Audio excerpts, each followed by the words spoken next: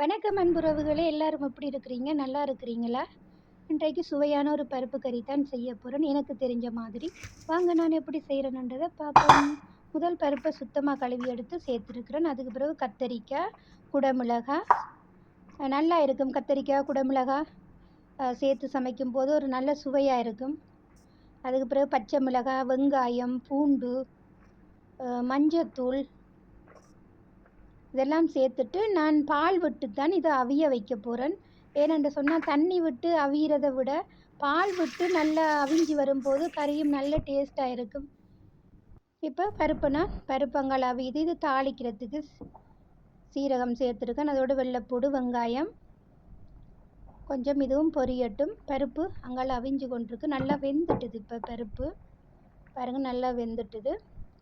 பருப்பு கறி பிடிக்காதவங்க யாருமே இருக்க மாட்டாங்க. பருப்பு கறின்னு சொன்னாலே ஒரு ஃபேவரிட் தான் பருப்பு. எத்தனை கறி சமைச்சிருந்தாலும் பருப்பு கறின்றது எல்லாருக்கும் ஒரு பிடிச்ச உணவு தான். நல்லா பால் எல்லாம் வற்றி நல்லா வெந்து வந்துட்டுது. அதுக்கு பிறகு நான் இப்போ இருக்கிற கட்டிப்பாலையும் சேர்க்க போகிறேன். நல்ல ருசியாக இருக்கும். நான் கொஞ்சம் ஆழமாக தான் வைக்க போகிறேன். ஏனென்றால் இடியப்பம் சாப்பிட்றதுக்கு, இடியப்பத்துக்கு, புட்டுக்கு, சோற்றுக்கு எல்லாத்துக்குமே நாங்கள் வச்சு சாப்பிடலாம். ஊற்றி சாப்பிட்றேன்னு சொன்னால் கொஞ்சம் ஆழமாக இருந்தால் தான் நல்லா இருக்கும். பால் சேர்த்து செய்யும்போது அது இன்னும் கொஞ்சம் ருசியாக இருக்கும். தாளித்து ஊற்றுறதுக்கு வெங்காயம், கருவேப்பிலை, தக்காளி பழம், மஞ்சத்தூள், சீரகத்தூள், மிளகுத்தூள், கட்டைத்தூள் எல்லாம் சேர்த்து தாளிக்கிறதுக்கு பொரிக்கிறேன். உப்பும் சேர்த்துருக்குறேன்.